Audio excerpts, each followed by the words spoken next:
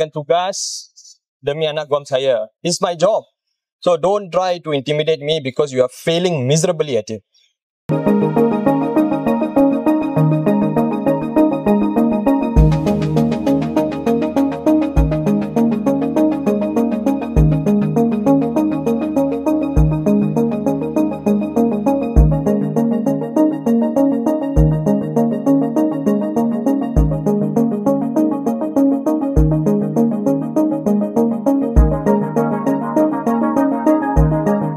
As your information, pasal masa first and second year Anwar naik, kan ramai yang minta sokongan daripada dia.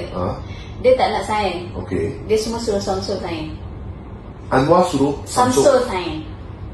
First and second year. Okay. Samsul, semua Samsul sign. Meaning now 2023, 2024, semua Samsul sign atas arahan bos.